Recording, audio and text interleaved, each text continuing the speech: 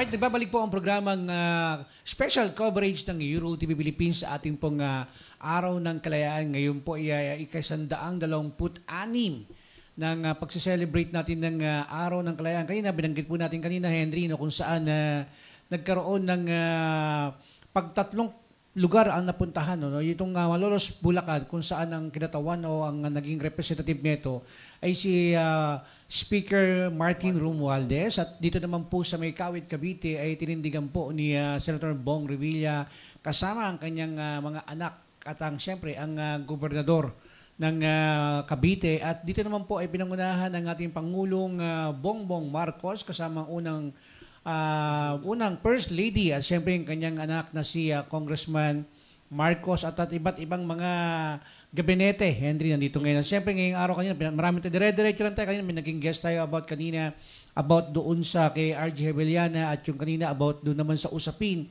ng panindigan ng ating law enforcers kung paano magiging maayos, mapapalakas ang ating samahan, Henry. Alright. Ayan. Siyempre, meron tayong ang mga field reporter natin na hindi nakakalat sa iba't ibang panig ng Metro Manila para makapaghatid ng balita. Meron po tayong live, si Crisal Lopez ba maghahatid, Sir Brenchi? Si Catherine Landicho, ang ating field reporter live. Catherine. Tiniyak ng Philippine Navy na walang mangyayari habang naghahanda ang mga otoridad sa banta ng China na arestuhin ang mga trespassers sa South China Sea. Sinabi ng tagapagsalita ng Navy para sa West Philippine Sea Commodore na si Roy Vincent Trinidad na dinagdagan nila ang pagpapatrolya sa maritime area at dinala rin ng issue sa kanilang mga security partner at kaalyado. Ang kontrobersyal na regulasyon ng Beijing na magkakabisa ngayong buwan ay nagpapahintulot sa China Coast Guard na pigilan ang mga lumabag sa batas ng hanggang 60 araw ayon sa ulat ng South China Morning Post na nakabase sa Hong Kong. Nauna nang sinabi ni Pangulong Ferdinand Bongbong Marcos Jr. na ang hakbang ay magiging ganap na hindi katanggap-tanggap para sa Pilipinas. Para sa Euro TV News, Catherine Landicho, sumasaludo sa bawat Pilipino. Maraming salamat, Catherine Landicho. Ito yung usapin ng West Philippine Sea. Sabi nga ng mga ilang mga eksperto na sabi nga yun sa pinag-uusapan, dapat dalhin sa diplomasyang pag-uusap sapagkat hindi pa daw handa ang ating bansa sa anumang uri ng klaseng digmaan. Ayan. So, sabi nga nila, paano magiging malaya kung patuloy tayong binubuli ng China, yung ating pong mga maglalayag dyan, especially ng ating mga mangingisda, ay patuloy na hindi malaya ang mga pangisda. Kaya nga sabi ng mga ilan, paano tayo magiging malaya kung tayo mismo sa sarili nating bansa o sa sarili nating lupain na tayo sinasaway o tayo ay hindi pinapahintulutan. Malaya pa naman po tayo, kaya lang may mga bagay na dadaan sa usapan katulad ho ng ating malayang magpahayag. Tayo isa ho nasa malayang bansa at demokratikong bansa. Tayo naman po ay malaya na. Yan po ay pinaglaban ng ating mga ninuno, ng ating mga bayani at siyempre yung ating mga kawal na nagpatuloy na talagang nagbuwis ng buhay, Henry, di ba? Ayan. Si Henry, kasama natin mapakilala natin. Meron po tayong mga kasamang bisita ngayong araw at mga kasama po natin si Henry Nicolas ngayong araw sa ating studio. Henry? Alright, good afternoon Philippines and welcome to our new edition of Euro TV Special Coverage Kalayaan 2024. And makakasama po natin ang former mayor ng Santa Fe, Cebu and the chairperson of the CPAS-led group, Sir Jose Esgana. Sir, good afternoon. Welcome to the program. Yeah, magandang hapon at good afternoon sa lahat ng sumusunod sa ating Euro TV. Alright, so para sa unang tanong namin, sir, alam naman natin Happy Independence Day, no, sir? Alam naman natin ngayon ay Araw ng Kalayaan. Sir, bago natin pag-usapan itong advocacy mo, sir, ngayon ba, para kasi yung pinakamait na pinag-uusapan, tayo ba'y malaya na ba sa sarili ng bansa sa kabila ng mga pangbubuli sa atin ng China, pagbubomba sa atin ng mga water cannon, the same time may mga issue ng agawan ng mga pagkain na dapat nadadalihin natin sa mga sundalo natin dyan sa South China Sea, sir. So tingin mo ba, sir, tayo ba'y malaya na? Actually po, ang pag sinasabi nating kalayaan, dapat may kapayapaan. No? Without peace, there is no freedom. So, dapat sa ngayon ay although palaging sineselebrate natin itong taon-taon ang Independence Day. Pero itong mga nangyayari sa kasalukuyan sa atin, lalo na doon sa West Philippine Sea, na talagang minsan nakakabahan tayo, malaya pa ba tayo? So ang tanong dito is how much or anong gagawin ng gobyerno natin na manatili lang ang kapayapaan para magkaroon tayo ng totoong kalayaan. May mga bagay naman na malaya na tayo, di ba sir? Actually, malaya tayo nangangapangalakal ng ating mga negosyo sa iba't ibang mga banyaga. Malaya rin tayo nakakapunta sa ibang bansa. May mga bagay lang talaga na hindi pagkakaintindihan. Dapat itong respetuhin din. Siguro, ang isang bagay kayo, dati kayong mayor, no? Parang ang siguro dapat natin tutukan dito, sir, yung pagiging patriotiko, medyo nawala na sa mga bagong panahon o mga makabagong kabataan ngayon, parang hindi na masyadong nabibigyan ng diin yung pagiging patriotism. Anong sa tingin nyo dito, sir?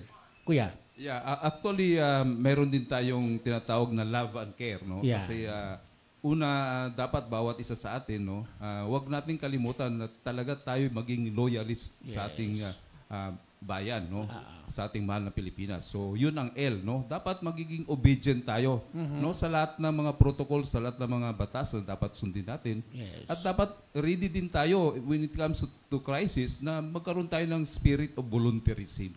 Hindi lang dapat loyalista ni Pangulong Bongbong Marcos, dapat loyalista rin tayo ng sariling bansa, ng sariling watawat ng Pilipinas. Yan ang isang tunay na Pilipino. Hindi loyalista lang ng iisang taong politiko. Pag hindi ka loyalista rin, hindi ka na ba Pilipino? No? So, ganun ang pinag-unasan. But anyway, sir, sir, para sa akalaman namin, no, ni Sir Henry, ano ba itong ang iyong organisasyon, ano bang isinusulong neto, sir?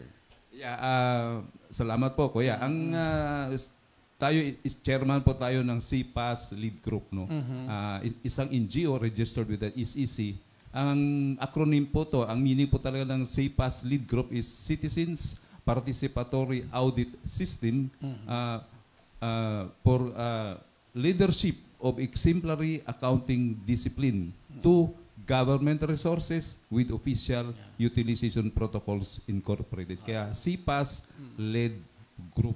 Isa lang ang naintindihan ko, audit natin itong mga nasa tao ng gobyerno. Tama ba ako, sir? Kasi napakahalaga ng yung pagtingin natin sa mga ilang ginagastos ng gobyerno kung natin naalala. Di ba, Sir Henry? Di ba? Kung natin naalala natin, itong ating dating Chief Justice Renato Corona, kung saan ito ay na-expelled, di ba? Naging dahilan ng hindi pagdideklara ng kanyang salin, nagkaroon ho ng malaking problema. Dapat generally, lahat ng mga nasa ahensya ng gobyerno, lahat ng mga nakaupo sa gobyerno, ni sariling, yung panahon nga ni Noynoy Aquino, Henry, ang binabanggit na dating Pangulong Noynoy Aquino, ni partible o PIN, dapat sinasama nyo ino-audit yan, sir. Ganun ba magiging ang trabaho ng ating samahan, sir, o yung organisasyon, silipin, ang mga dapat silipin, panagutin ang mga hindi nagbibigay ng tamang kanilang gastusin ng kanilang mga ahensya ng gobyerno? Ganito po, no, hindi po kami ang parang kabilang sa Commission on Audit. Yes, kasi isa lang ating state auditor, which is the Commission on Audit. No? And then, hindi naman pag sinasabing audit, mga accountants, kung sino lang yun, kundi lahat tayo, engineers, lahat ng professions natin ay magagamit pag audit, no? So may kanya-kanyang sistema, no? Itong ginagawa ng CPAS Lead Group, ito po ngayon yung tumitingin sa annual COA audit report. Okay. Na nasa website po yan ng ating makikita yan sa Publika COA sa website. publiko yan bukas sa publiko. Pero sir, sa gaano kaalaga na makita ng publiko yung dapat nilang makita na gumagalaw sa kanilang mga komunidad? Actually po, ito yung nakikita namin na isang hindi naman kamangmangan, no? Kundi marami sa ating mga kababayan, lalo na yung sa mga constituents ko doon o sa ibang mga lugar na marami silang akala mo nakikita nila pero nauna ang salita. Nauna yung komentaryo at pag-aatake o pag-accuse pero wala silang valid na mga sabihin nating dokumento o nahawakan. Ngayon, hindi na alam ng mga halos karamihan ng ating sambayanan na nandyan lang yan sa website. Yes, sir. So, sino naman ang pwedeng mag-interpret? Siyempre, hindi engineer, hindi doktor. No? Siyempre, kami as mga certified public accountant at hindi lang naman as an accountant. No? kundi tuturuan natin na kasi ang nasa annual audit report, tatlong parte yan. No? Ang una, nandoon yung tinatawag nating audited financial statements. Ito yung part 1. Yan. Tapos yung part 2, nandoon yung mga observations ng Commission on Audit at yung mga findings nila. No? Ang pangatlo, ito yung tinatawag natin na mayroon na mga notice of disallowances. Yan. Pero tayo, as a CPAS lead group, hindi tayo nagtatouch sa part 2 and part 3. Dito lang tayo sa part 1. Ngayon, Which is the audited financial statements. Kasi ang gumagawa po ng financial statements po, una, kung anong ahensya, national man o local, like sa local, ang gumagawa niyan, siyempre yung accountant ng ano. At saka pumipirma po dyan ang head of office. Halimbawa, sa local government unit, ang local chief executive ang pumipirma. At sa pinipirma nila, yun ang tinatawag na mayroong SMR, Statement of Management Responsibility. Ang ibig sabihin, yung financial statements na isasubmit nila sa Commission on Audit ay inaako nila. Kasi sila ang may kagawa noon, no? Tapos pag sinabit na yan sa Commission on Audit, then nire-review o binabalidate ng ating Commission on Audit yan. Pag nakapost na yan sa website nila, ang tawag na doon, audited financial statements. So open for public na yan. Ngayon, sino-sino lang ang pwedeng tumitingin dyan? Na napaka-importante na malalaman natin, nandyan ang facts and figures, nandyan na lahat. So, nawala na yung, hindi na dapat natin na kung ano narinig nila, example sa mga radio program, may narinig sila inaatake sa ganito, sumasakay naman ng taong bayan, pero hindi nila nakikita ano ba talaga ang laman o ang katotohanan dyan na dapat nilang malalaman. So we will be informing the public with facts and figures, and then sana naman ay ang mga government officials and employees ay magkaroon naman ng reformation. So ibig sabihin ay alam na ng mga tao na so magre-reform sila. At itong mga government official para naman sila mag-perform ng tama for the general welfare of all the people. May napanagot na ba kayo rito? Sir, kasi sa dami ng mga government agency o iba't ibang ahensya na hindi nagdideklara ng tamang audit ng kanilang mga nagastusin, may napanagot na ba tayo rito, sir? Actually, ito po yung minsan nalimutan natin. No? Kasi ang alam kasi ng iba, mayroon kaming accounting. Pero hindi nila naintindihan ano yung accountability. Yes, may accounting. Tapos ano na may accountability. No? Kaya nga dito sa meaning na ano natin, for leadership of exemplary accounting discipline, at may nagtanong sa atin na, ano ba yung exemplary accounting discipline? May mga accounting office, may mga accounting na yung mga bawat ahensya. Ang sabi ko nga, exemplary means wala yan, hindi na natin tingnan sa Google kung saan mga reference, kung ano meaning yan, ito na lang ang sasabihin ko. Okay. Simple lang. 1 plus 1 equals 1.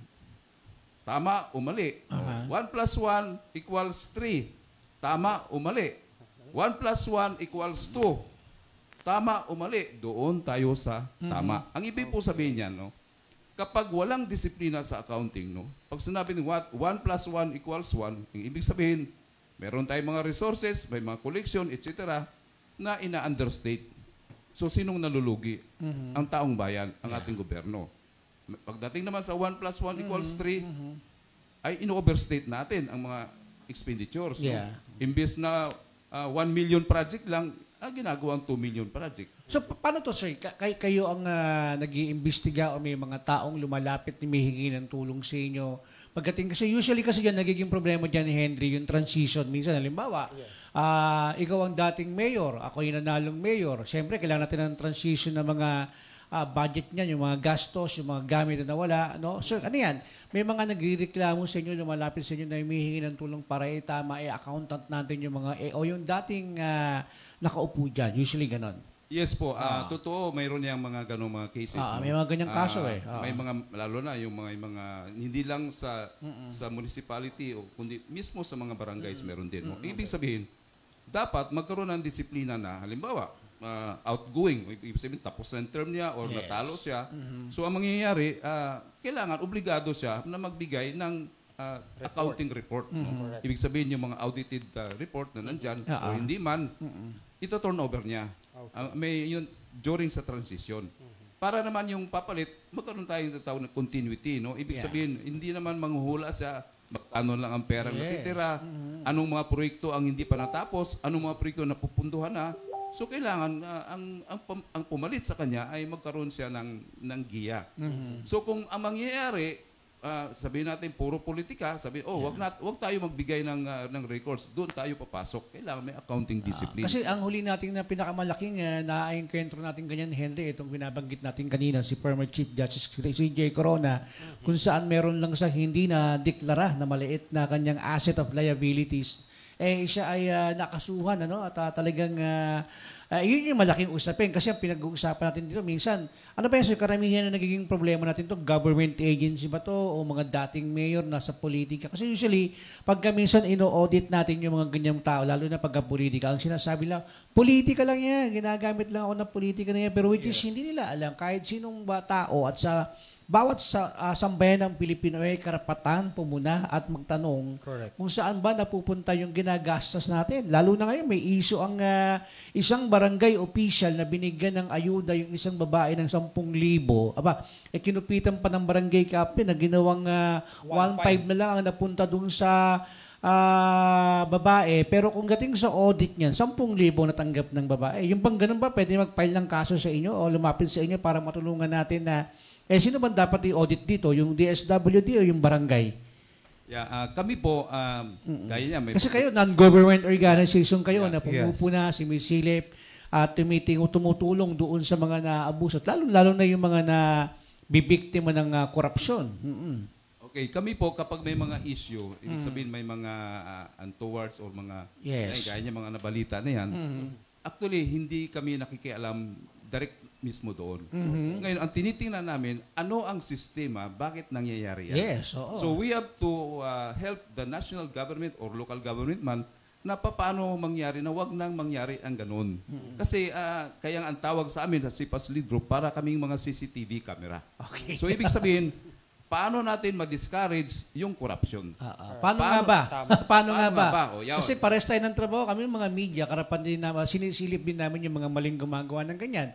Nabibigay natin ng public awareness tsaka information yung mga tao na may mga ganito pa ng pangyayari. No? Paano nga ba magkakaroon ng maiiwasan kung ang tao naman makaupo dyan ay talagang halang ang kaluluwa para magnakaw sa kaban ng bayan? So tama po. Kaya tayo, we are more on education. Ibig sabihin, information drive. So ito naman sabihin nating mga nabiktima sa mga katiwalian, ay hindi nila alam ano ba talaga ang totoo. Saan kami tatakbo? Saan kami lalapit? Yun. Yan ang isa sa mga problema. Kami po, through the media, lalo na tayo sa EuroTV, na talagang doon tayo.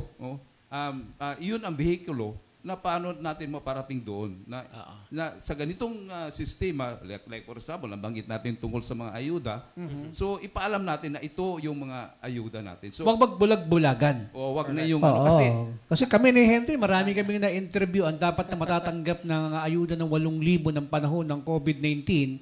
Natatanggap ba nila minsan 3,000, Henry, minsan 5,000 na lang. 5K. Ang problema, hindi sila makareklamo, makaangal sapagkat saan sila aangal? At sino ba magiging sandigan namin kung yung aming mayor mismo ang nasa likod nito, saan kami tatakbo?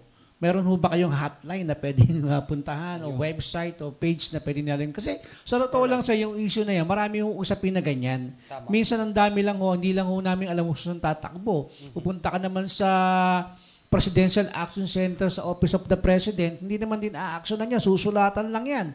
Di ba? O medyo ilang weeks matatakot, pero kung yung katulad po ninyo, talagang may action, may sisilipin ninyo, magkakaroon ng hustisya yung mga nagiging biktima, lalong-lalo na ang sambayan ng Pilipino.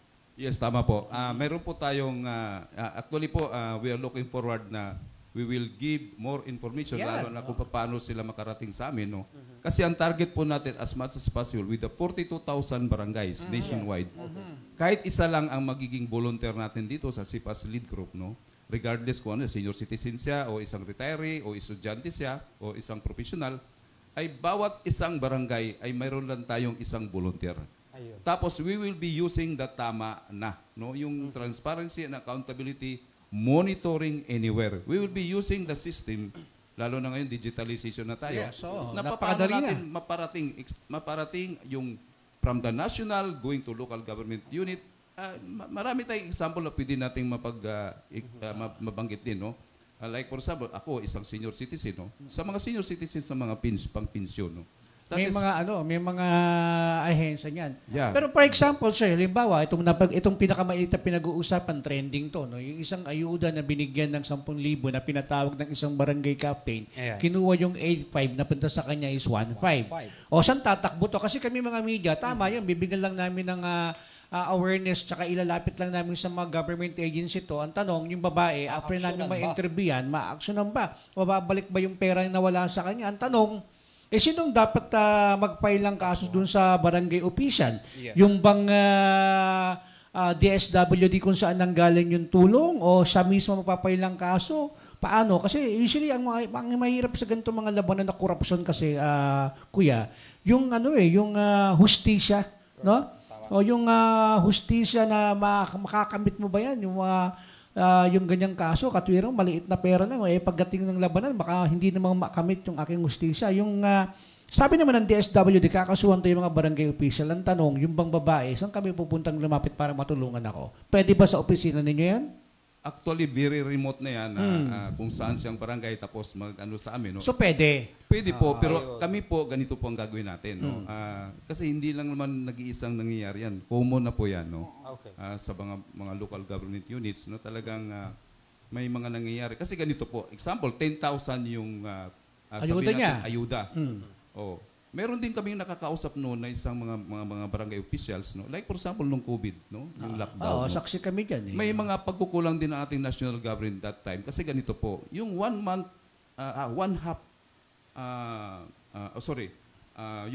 yung 1 month na era, ano, na ibibigay sa mga 1 month ng era, no, na ibibigay sa mga LGUs, ang nabigyan lang po noon, province, city, and municipality.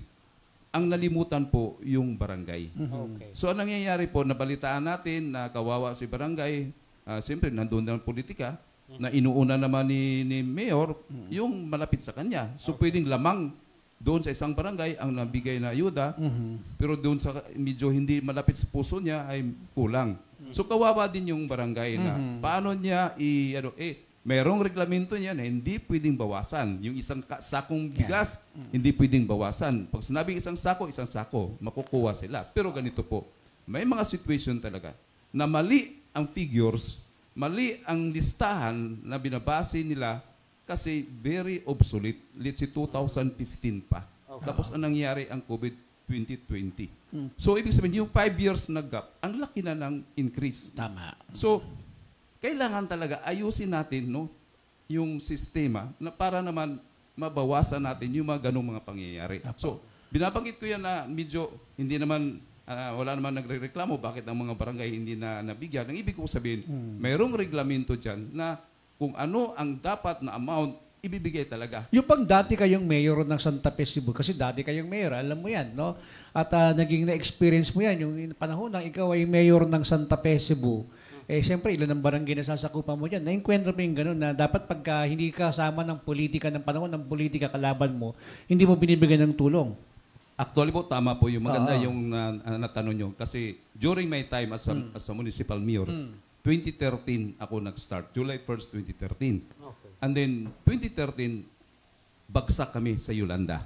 Okay. Tinamaan kayo yan. Although wala kaming casualty, but 95% ng properties are damaged. No? Ang daming na injury. No? Ganito po ang nangyari ang sistema natin. No? Talaga pong hirap na hirap kapag umaasa ka agad noon sa national or sa government, sa NJA natin. Sa provincial. Sa provincial, no? Sa local government din. No?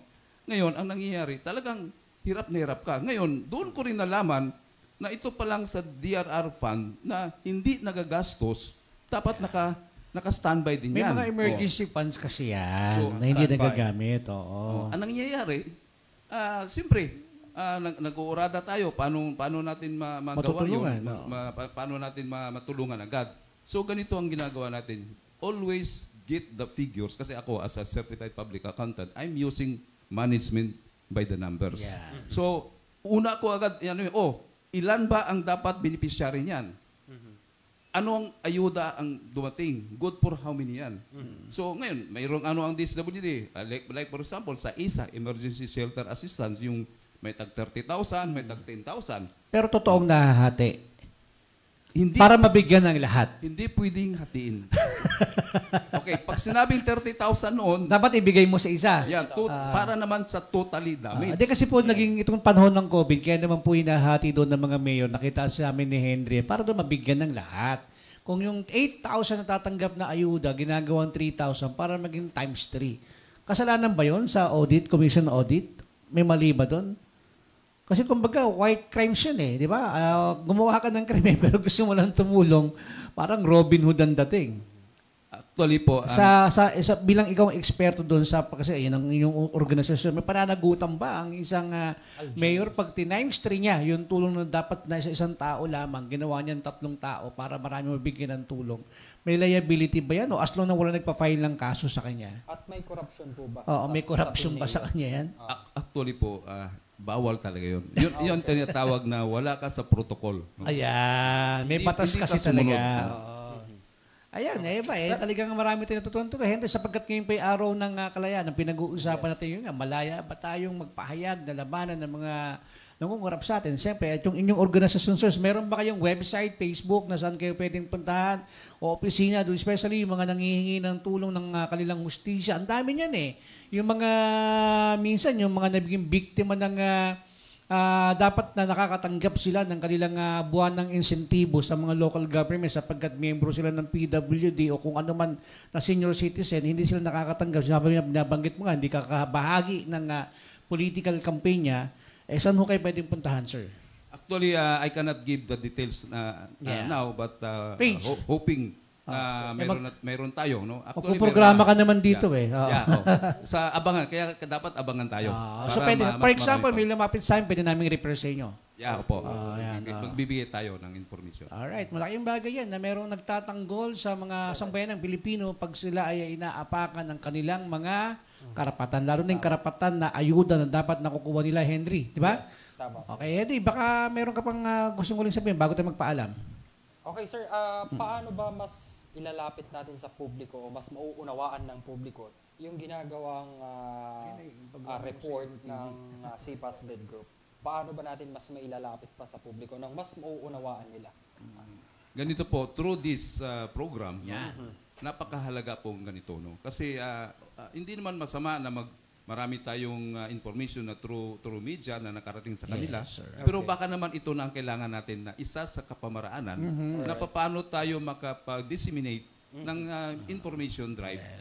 Ibig sabihin, more on education tayo. No? Hindi tayo pwedeng magsalita sa harap ng entablado o sa harap ng lahat ng mga ano natin na hindi hawak ang facts and figures. May tamang avenue kung tawagin, di ba? Yeah, At tama alam po. naman natin na ang mga pondo ng gobyerno, nasa website naman ng national ano yan eh.